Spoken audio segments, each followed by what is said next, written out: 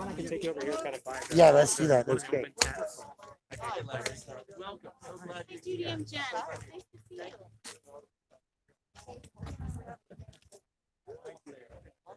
First time back in the state. Yeah. How are you? I'm great. How are you? Is this part of your effort? This is what I was telling you about. 9 months in the making, my friend. Well, that's exciting. So please, I'm hot to pop it live. That made the live stream growing. You wanna give us a quick tour? Good afternoon, boys and girls, friends, lovers, children of all ages. We are in downtown Denver, across the street from the Colorado State Capitol at 14th and Grant. Is this beautiful church that's hosted a coffee shop I've enjoyed a few times. And I know it's a Baptist. Yes, am I right? It's American Baptist. American Baptist. So, please tell us what's going on today. Sure.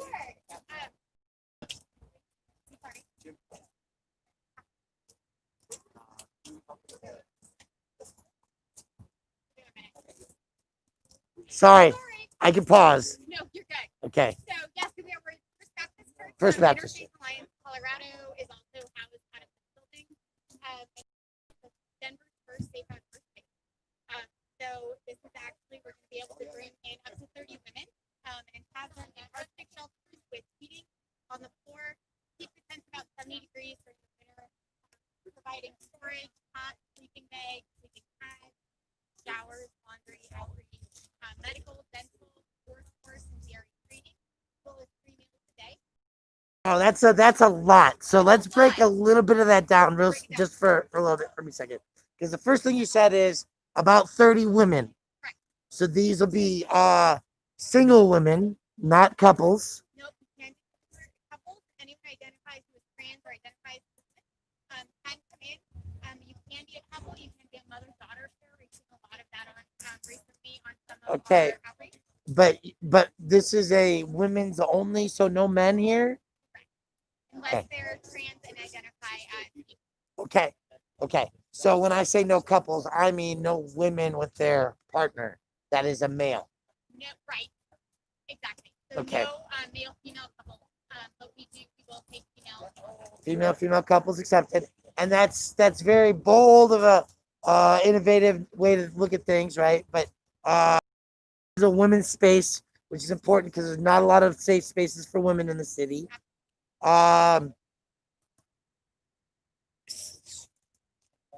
What's this? This is a cot. You said heated floors, which I saw on Twitter. Yes. So they're Arctic shelters. So it's what is used in Anchorage, Alaska for Okay. sheltering for the homeless.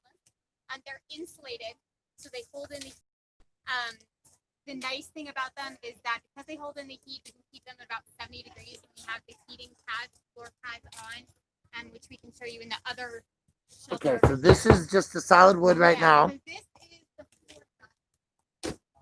And they're complaining I can't hear you as well. So we're gonna it's okay. I'm just gonna be closer. You can come closer. It's okay. So these are the heating floor pads. So these are when they're turned on. Each tent has its own electrical, so they can charge their own phones. They can do their own heating. Turn it off if it gets too hot. Okay. 2 of these in each tent. The ability to put your feet on them. They're not too hot that you can't stand, step on them, walk on them. But when you close up the tent, it keeps it about 70 degrees. So instead of a electric oscillating type of heater, this is a radiant heat source. Yep. From a black Perfect, basically. it is. It's a thick rubber textile virtually, and it's electrified. That's crazy. Yes. Cool. Okay, so chair, bunk, box to store your stuff. Once you're here in training, you said, for some programs or options and services. So we have services. We don't force services upon anybody, but we are service-rich, housing-first model. So the goal is to meet everyone where they are at individually, so that they can have everything from outreach to medical, dental. We can help people who want to get GREs, get first training. GRE.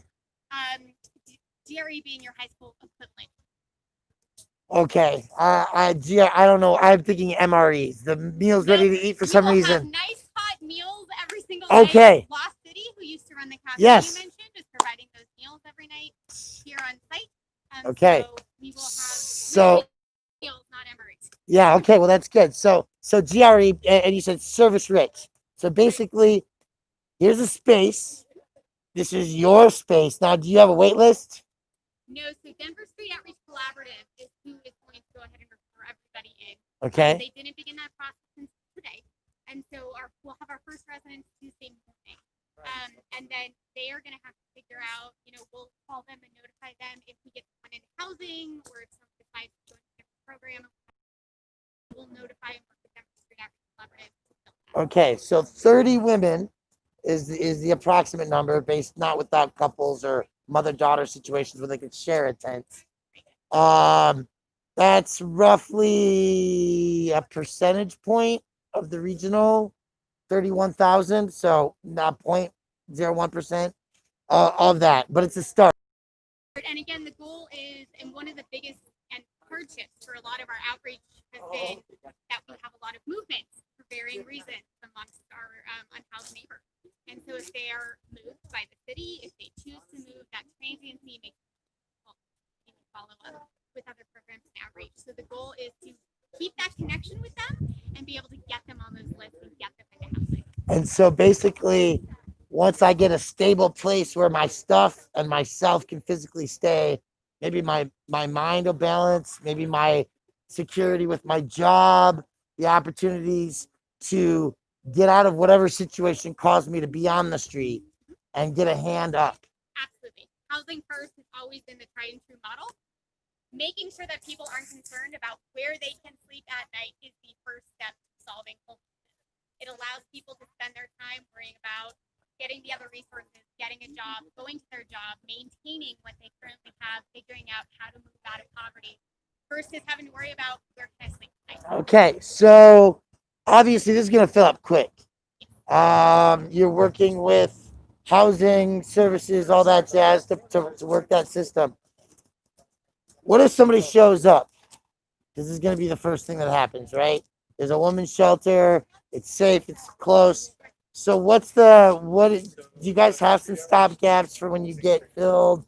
I mean, 'cause it's what people are going to ask right away. Absolutely. So yeah, well, we're not a show up first come first serve shelter just because of the process we have. We Okay. are still going to be working to make connections with people who show up, make sure they know where they can go, what is available. We're going to make sure to be in contact with all the other providers so we do know what are the other areas, what are the other shelter beds, what are the other programs. We've already had people stop by looking for food and looking for clothing, and so being able to give them this updated information, even if we can't provide it here, is going to be vital to us. We want to help as many as we possibly help. And so I think that's beautiful. It's amazing. One of my viewers has asked the age requirements for this. So if a minor or juvenile shows up, they may be a runaway or avoiding an abusive situation. Is this a facility where you have to get kind of referred in off-site or through something else? So you are referred in through the Denver Street Outreach Collaborative. If you are a juvenile, we have programs and resources that are separate taught. We aren't going to turn anybody away. We're going to make sure that those connections are made. We're going to make sure that they get stabilized. We don't want that here. We also don't want children. We're seeing a lot more whole families and children who are homeless, sleeping in their cars. It's just part of our economic downturn and the lack of affordable housing. So we are going to make sure, again, no one's just getting a door slammed in their face. Our goal is to really make sure we are working in collaboration to make all of this effective. That's amazing. It's amazing. So is Cabela's a direct partner, or was out of curiosity? No, Do they they're know not. that you're doing this? They do know. We called and made our bulk order, and they were a little surprised in Colorado to get an Arctic shipment in. But Cabela's does help service the ones in Alaska, and so they were quite happy to help us get those things moving. Nice. Well, that's fantastic. It seems like a great use of a parking lot. Personally, I think that it's great. It's basically, you said showers and meals indoors. So no meals. Meals are going to be cut. Breakfast, lunch, and dinner. They'll come out. If we get out of the high peaks of COVID, where we can't go indoors, Lost City and Staff has opened up their hall to us. Showers are coming from Showers for All. It's a shower truck, 2 full bathrooms, as well as laundry. And so they'll be here 4 days a week for women on site. Okay, so that'll be like the come in and leave kind of thing. Yes. Set up daily. Yep. Okay. I gotta ask about sustainable efforts here. I see the porta potties, and I think that's important. There's bathrooms access. It's 24/7. Yep. It looks like there's about 5 or 6, so it's a ratio where everybody should be able to go at all times if they need it, basically. But meals, I'm curious because there's an on-site kitchen. Are you guys going to be giving them that at-home feel with some long-term use stuff, or is it kind of all of a disposable atmosphere? You mean as far as like plates and silverware? So it has to be disposable because of COVID.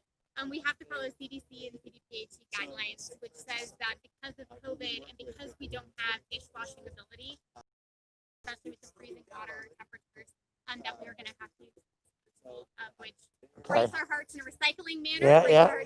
But So they're not allowing you to actually use like the dishwashing equipment of the cafe yeah, so they will for what they cook, but everything else will be disposable. for food service Now, if someone purposes. does get housing, if we get someone placed, Yeah. who's the provider on site will actually help make sure they have bags. Oh, I love it.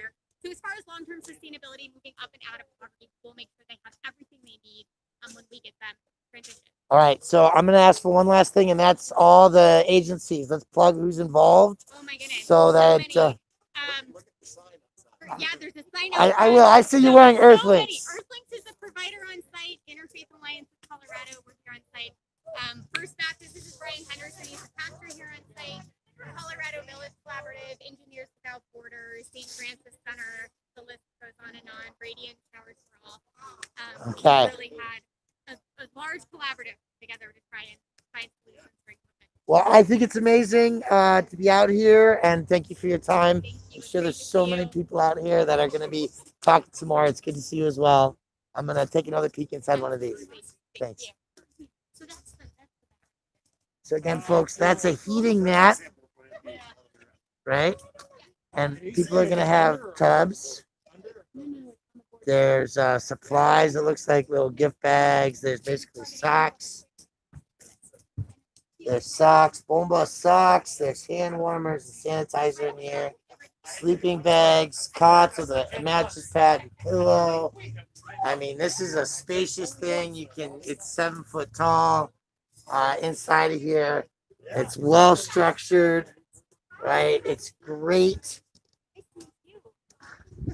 And you can really see the depth of the spacing that's been used here to really establish a comfortable zone.